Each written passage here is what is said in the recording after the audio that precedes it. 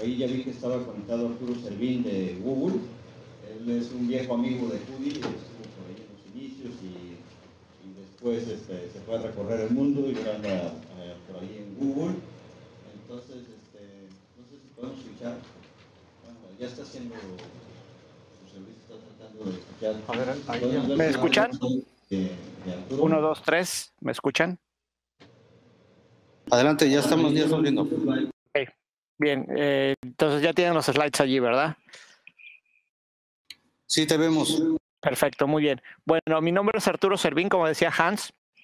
Qué bueno que me consideran un amigo de Cudi. Yo estuve trabajando ahí en el TEC de Monterrey hace muchos años, cuando Cudi empezaba.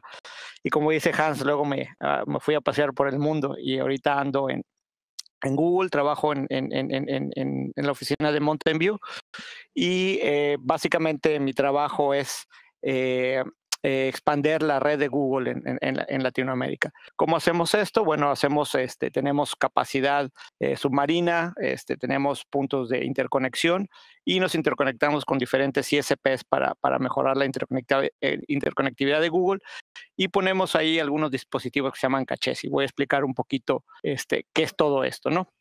Entonces, para empezar, imaginen que ustedes son un proveedor de contenido, ¿no? Ustedes pueden ser, por ejemplo, una universidad, ¿no? Y tienen allí, no sé, un catálogo de información, tienen videos que quieren compartir con sus alumnos, no sé, algún banco de información que tengan, ¿no? Cualquier tipo de contenido.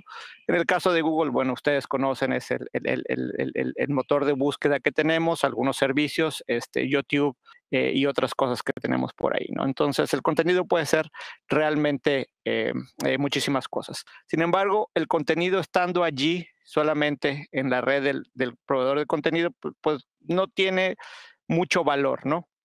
O no puede ser accesado por mucha gente, solamente por la red local, una cosa así, ¿no?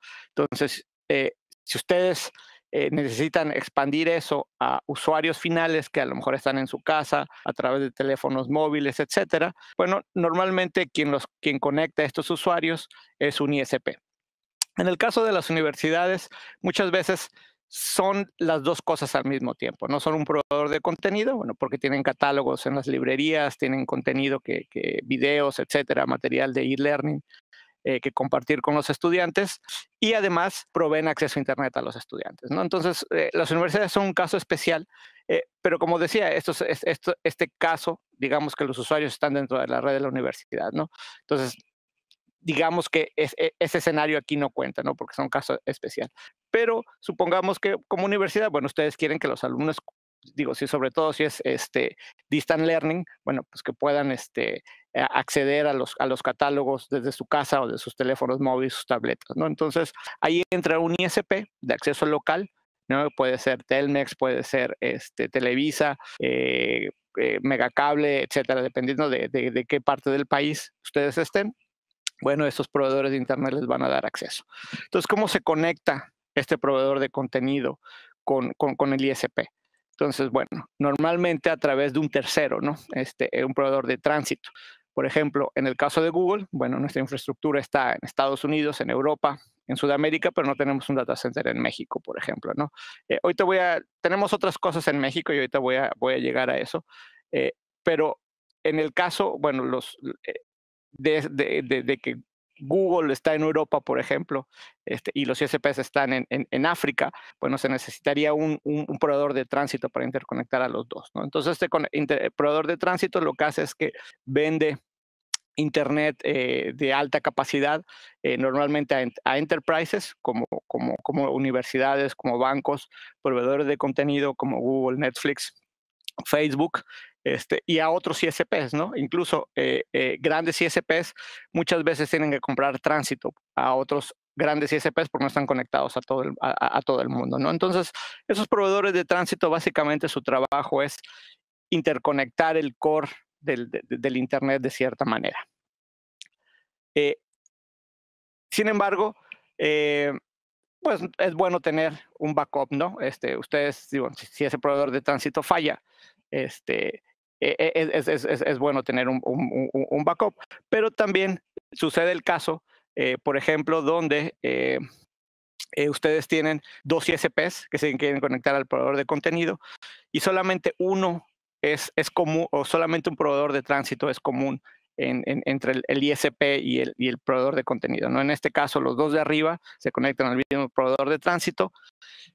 El ISP de abajo se conecta a un segundo proveedor de tránsito que no es el mismo, no es común con el content provider. Entonces, los dos proveedores de tránsito deben de tener un acuerdo de interconexión.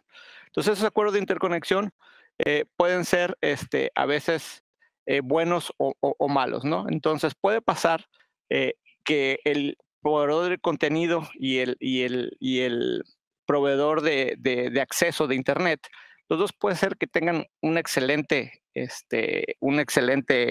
ancho de banda hacia sus respectivos proveedores de tránsito. Pero puede pasar que entre proveedores de tránsito la interconexión entre ellos es pues relativamente o no es muy buena, ¿no? Entonces, cuando esto pasa, tenemos ahí problemas de capacidad y la interconexión entre el proveedor de contenido y el ISP no va a ser muy buena, ¿no? Entonces, ha habido problemas entre grandes proveedores de tránsito donde no quieren entregar tráfico a otros proveedores de tránsito y el proveedor de contenido pues está bloqueado, ¿no? A llegar a ciertos usuarios. Son relativamente comunes estas disputas entre proveedores de tránsito, lo cual hace que sea importante tener otros acuerdos de interconexión. Y además porque cuando tú llegas a cierto volumen de tráfico, las conexiones de tránsito se vuelven muy costosas. Entonces, ¿cuál es la alternativa? La alternativa, bueno, es hacer un bypass de esas conexiones de tránsito y conectar directamente al ISP o conectar directamente a ISPs. De hecho, ahí ven, por ejemplo, que entre los dos ISPs para comunicarse entre ellos lo hacen de manera directa. Entre los ISPs y el proveedor de tránsito lo hacen de manera directa. Y a esto es lo que le llamamos peering, ¿no? Entonces hay una pequeña definición de peering, es la interconexión directa entre dos redes para intercambiar tráfico. Entonces, básicamente cuando ustedes escuchen la palabra o el término peering, es precisamente esto, ¿no? En general, estas conexiones entre ISPs y proveedores de contenido o entre ISPs entre ellos, cuando son peering, normalmente son conexiones que son sin costo, ¿no? La conexión de tránsito normalmente tiene un costo porque le estás pagando a alguien para que mueva tus paquetes por todo el Internet. En el caso de las conexiones entre ISPs y proveedores de contenido, normalmente son libres, no hay ningún costo. El único costo que hay, bueno, es el costo del proveedor de contenido y el ISP de llegar a un punto en común normalmente, porque esto se puede hacer de punto a punto. Entonces, imaginen que Google está en Estados Unidos, hay un ISP en México, entonces lo que se hace es poner una conexión de peering entre México y Estados Unidos, ¿no? Entonces, a veces conexiones punto a punto puede ser que no sean las más eficientes. Entonces, lo que se hace es que el proveedor de contenido o los ISPs llegan a un punto en común, que puede ser un IXP o puede ser un data center, donde una facilidad de colocación, donde los dos hacen una interconexión, ¿no? Entonces, aunque no hay entre el proveedor de contenido y el ISP no se pagan, o sea, no hay un intercambio de dinero, hay un costo, ¿no? Para llevar los bits del proveedor de contenido a este punto, a este centro en común, ¿no? Entonces son los costos que hay que evaluar para ver qué es más barato, si el tránsito o el peering, ¿no? Normalmente el peering es más barato, pero puede haber algunas economías que jueguen en contra, y el peering lo que tiene es que hace sentido hasta que tú llegas a cierta capacidad, ¿no? Menos capacidades muy pequeñas, algunos cuantos decenas de megabits o una cosa así, dependiendo del tamaño del proveedor de servicio del proveedor de contenido, a veces no tiene mucho sentido hacer el peering, sino necesitas una buena capacidad porque tienes que invertir en routers, enlaces, etcétera, ¿no? Pero una vez que llegas a ese punto de inflexión, es muchísimo más barato, ¿no? Entonces sí tiene sus detalles, pero básicamente la idea del peering es esa, ¿no? Hacer ese bypass de proveedores de tránsito para hacer el tráfico más eficiente y más económico. Ahora, hay dos tipos de peering, ¿no? Tenemos el bueno, ahorita voy a ir a los tipos de peering. Como les decía, normalmente no son conexiones punto a punto como las que vimos en el slide anterior, ¿no? Sino lo que hacemos es nos conectamos a un punto en común, un punto de agregación, y ese punto de agregación puede ser un IXP o puede ser una colocación de facilidad, ¿no? Y ahorita vamos a ver cuál es la diferencia entre uno y el otro, ¿no? ¿Por qué hacemos esto? Porque es más fácil llevar un montón de fibra, un montón de transporte, desde donde está el contenido, básicamente en el caso de Google, sus data centers, hasta un punto en común, que nosotros le llamamos POP, que es Point of Presence, y de allí interconectarnos con diferentes ISPs. Por ejemplo, en el caso de México, nosotros nos interconectamos en Querétaro, que es más o menos una localidad central en México, y allí nos conectamos con diferentes ISPs y hacemos una interconexión, ¿no? Mover enlaces, por ejemplo, de Estados Unidos, desde ciertos lugares, a cada uno de los ISPs sería muy costoso, o sería muchísimo más costoso para nosotros y para los ISPs hacerlo de esa manera. Entonces, lo que se hace es que tú construyes mucha fibra y mucho transporte, mucha capacidad a un punto central y de ahí empiezas a repartir. Entonces, en el peering hay dos, básicamente, ¿no? Uno de ellos es el public peering. Lo hacemos normalmente en un punto de intercambio de tráfico. Hay un switch de agregación de capa 2. Esto te permite hacer, básicamente es una conexión punto a multipunto. Entonces, con una sola conexión puedes llegar a muchos actores. Si lo vemos esquemáticamente sería algo como esto. Como ustedes ven allí, el proveedor de contenido, los ISPs, se conectan a un solo punto y en ese punto tienes un switch de capa 2 que básicamente hace el broadcast, por decir algo. Digo, obviamente no es un broadcast, pero tú tienes un acceso múltiple allí hacia muchos proveedores. Entonces, ¿cuándo funciona esto muy bien? Bueno, cuando tú tienes que enviar mucho tráfico a muchos, es cuando un IXP te funciona muy bien. Eso, digo, lo estamos viendo desde el punto también de vista de Google. Para algunos ISPs siempre es mejor hacerlo por un IXP. Para otros nunca es bueno usar un IXP. Depende de las necesidades.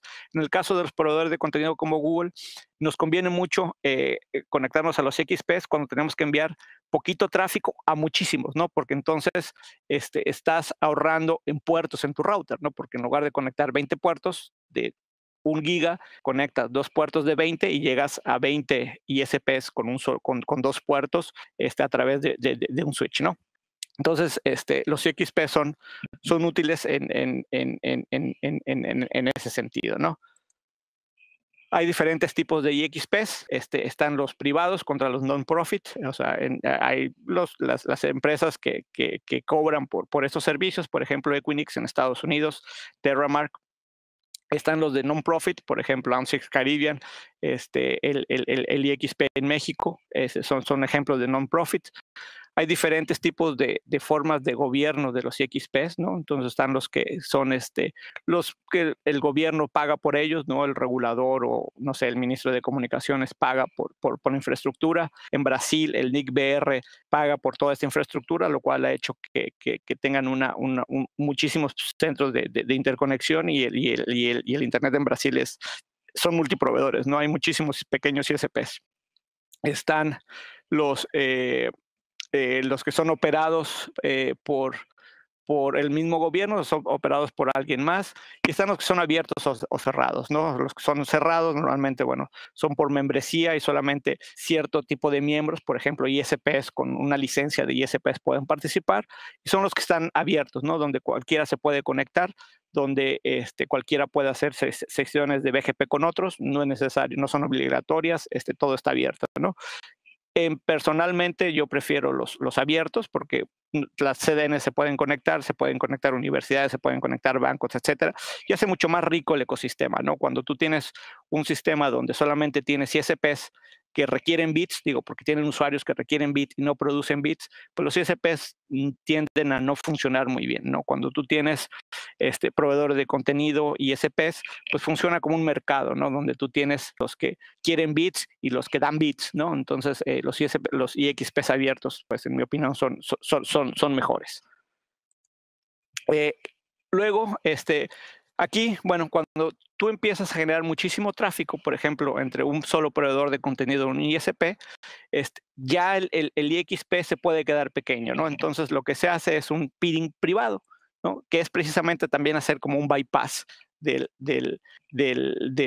switch del IXP, ¿no? Entonces en ese caso el proveedor de contenido se conecta directamente de router a router entre el ISP o con los ISPs, entre los ISPs se conectan también de forma directa, ¿no? Entonces definiendo el peering privado, pues es hecho con enlaces punto a punto, normalmente, como les digo, en data centers o carrier houses, para precisamente agregar tráfico. Tienen un mejor control de tráfico, sobre todo cuando es muchísimo, ¿no? Porque no estás pasando por un switch de capa 2, y es mejor cuando el tráfico individual es alto. Ahora, esto de Better, cuando el tráfico individual es alto, es desde el punto de vista de la CDN y específicamente desde el punto de vista de Google. Eso es lo que hacemos nosotros, ¿no? Nosotros nos conectamos a los IXPs para interconectarnos con ISPs muy pequeños o ISPs pequeños medianos para agregar tráfico en una sola interfase. Si tenemos tráfico con proveedores de Internet muy grandes, nos conviene más hacer una interfaz router a router, que la hacemos igual en un punto de agregación como una facilidad de colocación, pero es mucho más fácil de controlar y también es mucho más es más sencillo y también a largo plazo es un poco más económico. Pero esto es desde el punto de vista de una CDN y una CDN específicamente de Google, ¿no? Aquí digamos que, como dicen algunos, tus millas pueden variar y depende tus necesidades, ¿no? ¿Cómo se hace eso? Pues básicamente tú tienes aquí tus routers en el proveedor de contenido, te conectas a un patch panel, básicamente todo el mundo está conectado a un patch panel, y lo único que se hace es poner un par de fibras allí, ¿no? Que se llaman cross conexiones, ¿no? Entonces, aquí toda la infraestructura de interconexiones es pasiva, de tal manera que no hay un switch, que puede congestionar el tráfico y la interfaz es router a router de forma directa, ¿no? Entonces, esto es lo que se hace en muchos casos cuando el tráfico es alto y se le llama peering privado, ¿no? No quiere decir que uno sea, si tú tienes peering privado o peering público, no quiere decir que tengas que hacer uno o el otro. Es más, puedes hacer los dos. Normalmente Google y otras CDNs y otros ISPs hacen los dos, ¿no? Dependiendo de dónde estén y cuál sea la mejor solución para los dos. Ahora, estamos hablando ahora de acuerdos de interconexión y cómo podemos enviar tráfico de manera más eficiente. Pero también también existe el problema cuando los puntos de interconexión son lejanos, ¿no? Hasta hace mucho tiempo no teníamos un punto de interconexión. Google no tenía un punto de interconexión en México, entonces toda la interconexión era en Estados Unidos y el contenido tenía que viajar de Estados Unidos a México. Es el caso que tenemos ahora en Centroamérica y en el Caribe, donde no tenemos puntos de interconexión, sino todo el tráfico va desde Miami hasta los ISPs.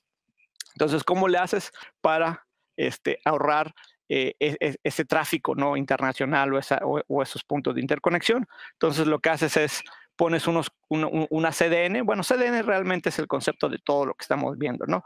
Pero pones unos cachés de CDN, básicamente son máquinas que tienen discos duros muy grandes, son básicamente web servers y almacenadores de archivos, y eso se colocan dentro de las redes de los ISPs, de tal manera que contenido que es cacheable, o sea, contenido que no cambia, que se repite y que es el mismo para todos los usuarios. Ejemplo de esto pueden ser los videos de YouTube, que no cambian, lo único que cambia es la resolución, pero es el mismo video. Entonces lo que hacemos es ponemos ese contenido en los cachés, que son máquinas que están dentro de los ISPs. Netflix hace lo mismo con las películas que ellos tienen, de tal manera que el usuario no se tiene que traer la película desde el internet o desde una conexión de peering, como lo vemos allí, sino se la trae localmente desde el caché que está dentro de la red del ISP.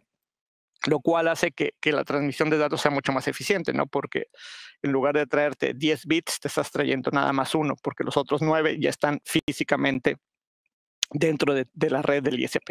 Entonces eso hace que sea mucho más eficiente el envío de paquetes. ¿Cómo funciona todo esto? Es muchísimo más complicado y pues necesitaría yo muchísimo más tiempo que para poderle platicar cómo funciona, ¿no?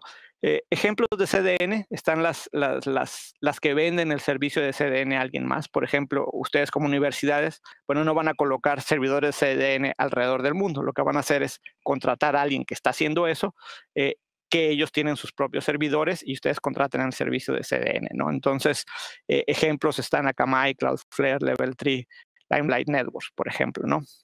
Y bueno, cuando llegas a cierta escala, pues ya te conviene poner tus propias CDN, ¿no? Entonces ahí, pues los que tenemos nuestra propia CDN, pues es Google, Netflix y posiblemente haya ahí algunos otros que estén trabajando en ello.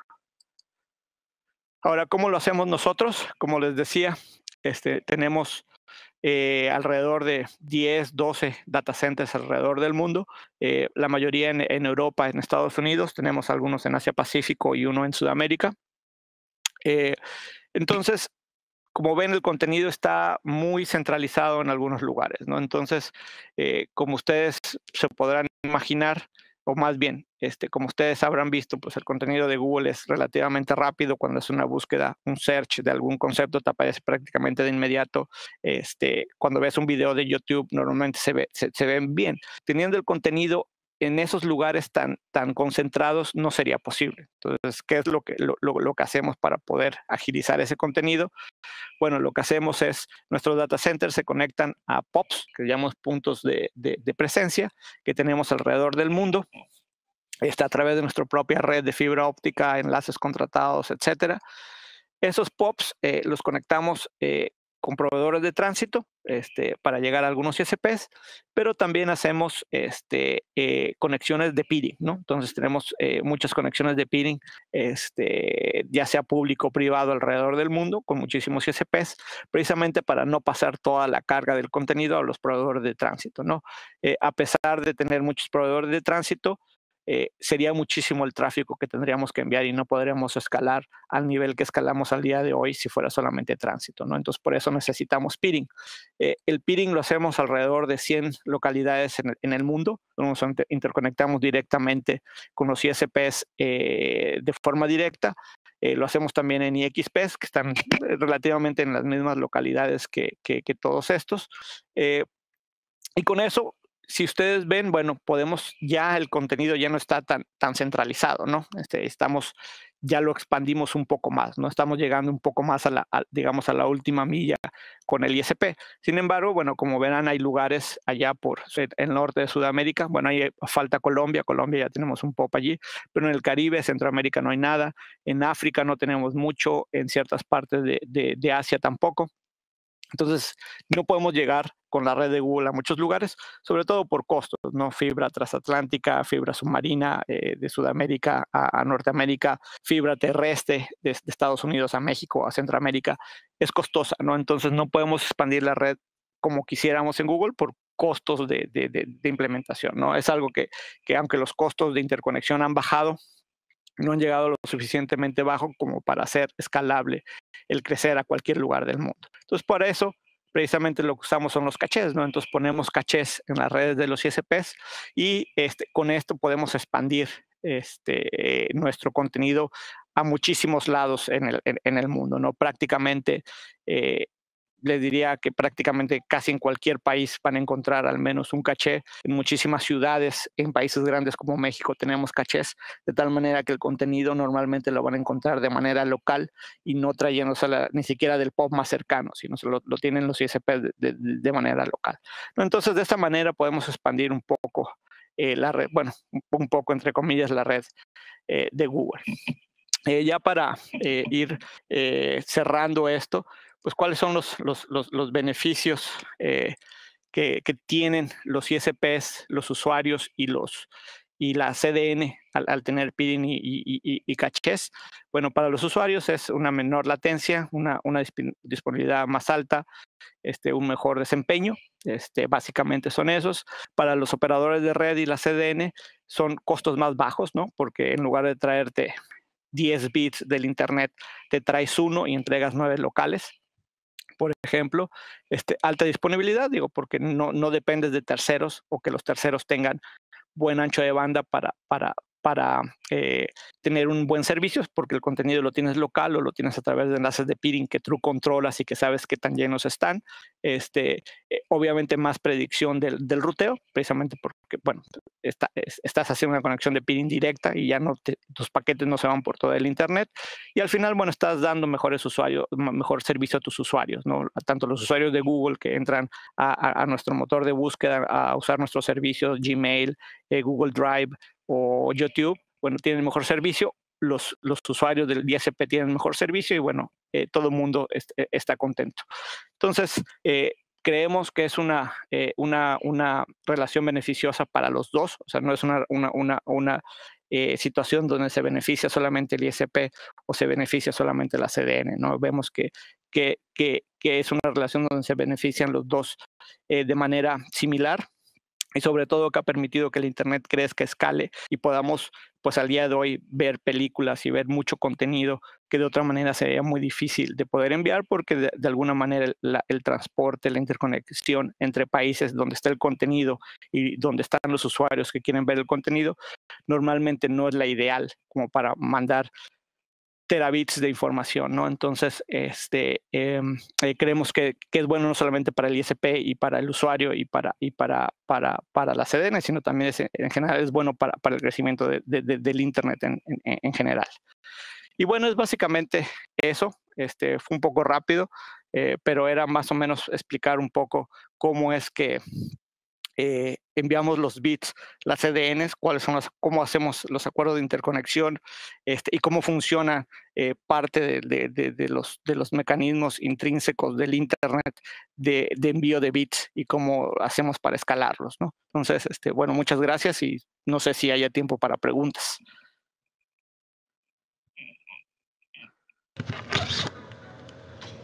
Bueno, no sé si hay alguna pregunta para Arturo.